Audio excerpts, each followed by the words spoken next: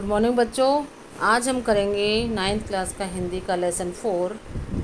पाठ का नाम है सांवले सपनों की याद और इसके लेखक है जाबिर हुसैन। तो इसकी जीवनी करनी है आपको, ये सारी जीवनी आपको करनी है कॉपी पर और इसको याद करना है। जीवन परिचय।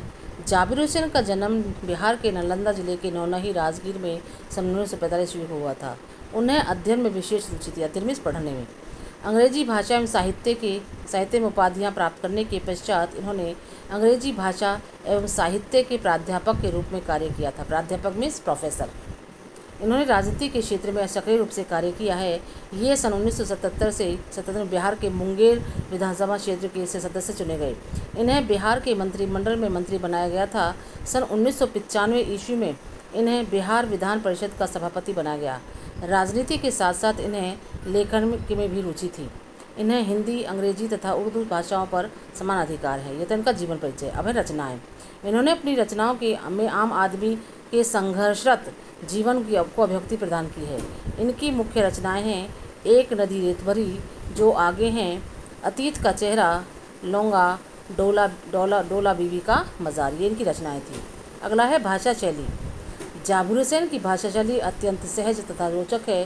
प्रस्तुत पाठ सांवले सपनों की याद डायरी शैली में रचित संस्करण है, जिसमें लेखक ने प्रसिद्ध पक्षी विज्ञानी सालिम अली की मृत्यु से उत्पन्न अपनी संवेदना को व्यक्त किया है।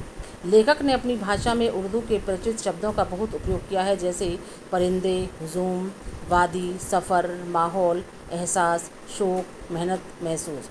कहीं कहीं तत्सम शब्दों का उपयोग दिखता है, जैसे अग्रसर, संभव, अंतहीन, विलीन, वाटिका आदि। लेखक ने उबड़ खाबड़, भांडे, नेसोता आदि देशज शब्दों का भी सहज रूप से प्रयोग किया है। इनकी भाषा शैली कहीं कहीं काव्यात्मक भी हो जाती है, जैसे अब तो वो उस वन पक्षी की तरह प्रकृति में विलीन हो रहे हैं, जो जिंदगी का आखिरी गीत गाने के बाद मौत की गोदी में जा बसा हो। इनकी शैली में चित्रात्मकता की दर्शन होते हैं। वे शब्दों के माध्यम से वातावरण को सजीव कर देते हैं, जैसे पता नहीं इतिहास में कब कृष्ण ने वृंदावन में रासलीला रची थी और शोक गोपियों को अपनी शरारतों का निशाना बनाया था। कब माखन भरे भांडे फोड़े थे और दूध छाछ से अपने मुंह भरे थे। कब वाटिका में छोटे छोटे किंतु घने पेड़ों की छांव में विश्राम किया था। इस प्रकार हम कह सकते हैं कि लेखक की भाषा शैली अत्यंत रोचक, सरल, सहज तथा प्रभावशाली है। तो यहाँ पर ये जीवनी पूरी हो गई है। ये जीवनी आपको अपनी कॉपी पर लिखनी है और याद करनी है। अब मैं पाठ का सार कराऊंगी, इसको मतलब शॉर्ट में आपको पढ़ा कराऊंगी और आपको अपनी बुक में से ये लेसन पूरा पढ़ना है। उसमें से छोटे क्वेश्चन निकाल के छाँट के लिखने हैं और इसके जो वर्ड मीनिंग है पाठ में जो पीछे दे रखे हैं उस उन वर्ड मीनिंग लिखने भी है कॉपी पर और याद भी करने हैं। ठीक है, तो पाठ का सार। जाबिर हुसैन द्वारा रचित पाठ सांवले सपनों की याद प्रसिद्ध पक्षी विज्ञानी सालिम अली से संबंधित संस्मरण है। सालिम अली कौन थे? पक्षी विज्ञानी, बर्ड वाचर जिसको बोलते हैं। इसमें लेखक ने सालिम अली की मृत्यु से उत्पन्न अपनी भावनाओं को व्यक्त किया है। सालिम अली अपने अंतिम सफर पर जा रहे हैं। वे उससे वन पक्षी के समान प्रकृति में विलीन होते जा रहे हैं, जो अपने जीवन का अंतिम गीत गाकर सदा के लिए खामोश हो गया हो। जैसे मौत की गोद में गए हुए पक्षी का कोई अपना जीवन देकर भी नहीं जीवित कर सकता, वैसे ही अब सालिम अली को भी जीवित नहीं किया जा सकता। सालिम अली पक्षियों की मधुर आवाज़ सुनकर झूम उठता था। लेखक कहता है कि मालूम कब कृष्ण ने वृंदावन में रासलीला रची थी, गोपियों को अपनी शरारतों से तंग किया था, माखन भरे भांडे फोड़े थे, दूध छाछ पिया था, कुंजों में विश्राम किया था और अपनी बंसी की तान से वृंदावन को संगीतमय कर दिया था। आज भी वृंदावन में कृष्ण की बांसुरी का जादू छाया हुआ है। लेखक सालिम अली के संबंध में बताता है कि वह कमज़ोर काया वाला व्यक्ति अब 100 वर्ष का होने ही वाला था कि कैंसर की बीमारी से चल बसा। तो उनकी मृत्यु कैसे हुई थी? कौन सी बीमारी से हुई थी? कैंसर से। वे जीवन के अंतिम क्षणों तक पक्षियों की खोज और सेवा में लगे रहे। उन जैसा बर्ड वाचर शायद ही कोई अन्य हो। वे सदा प्रकृति को हंसती खेलती रहस्यमय दुनिया के समान अपने आसपास देखते थे। उनके इस कार्य में उनकी जीवन साथी तहमीना भी उनके साथ थी। उनकी पत्नी का नाम क्या था? तहमीना। ठीक है।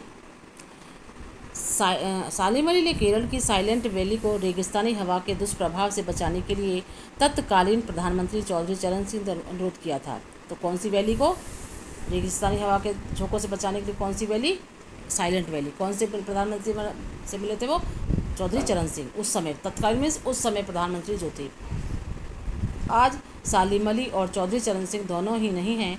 लेखक की चिंता है कि पर्यावरण के संभावित खतरों से हिमालय और लद्दाख की बर्फीली ज़मीनों पर जीने वाले पक्षियों की रक्षा कौन करेगा।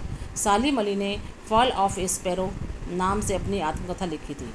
उनकी सालिम अली की आत्मकथा का क्या नाम था? Fall of A sparrow. D.H. Lawrence की मृत्यु के बाद, एक अंग्रेजी उपन्यासकार D.H. लॉरेंस, किताब में दे रखा पीछे, उसको भी पढ़ना। D.H. लॉरेंस की मृत्यु के बाद जब कुछ लोगों ने उनकी पत्नी फ्लोरा लॉरेंस से अपने पति के बारे में कुछ लिखने का अनुरोध किया तो उसने उत्तर दिया कि छत पर बैठने वाली गोरैया उसके पति के बारे में उससे अधिक जानती है। बचपन में सालिम ने अपनी एयरगन से एक गोरैया को घायल कर दिया था। उसी ने उन्हें आजीवन पक्षियों का सेवक बना दिया। वे उन्हें ही खोजते रहे, लंबी दूरबीन लटकाए जगह जगह घूमते हुए पक्षियों की तलाश करते रहे। अपने खोजपूर्ण नतीजे अपनी रचनाओं के द्वारा देते रहे। लेखक की आंखें उनके जाने पर भीग गई। तो ये यहाँ पर लेसन पूरा हो गया है। इसके क्वेश्चन आंसर मैं आगे क्लास में भेजूँगी। तो ये आपको जीवनी करनी है, लेसन को पढ़ना है अच्छे से, उसके छोटे क्वेश्चन अपने आप लिखने हैं और वर्ड में नहीं लिखने हैं और याद करने अपनी कॉपी पर। ठीक है।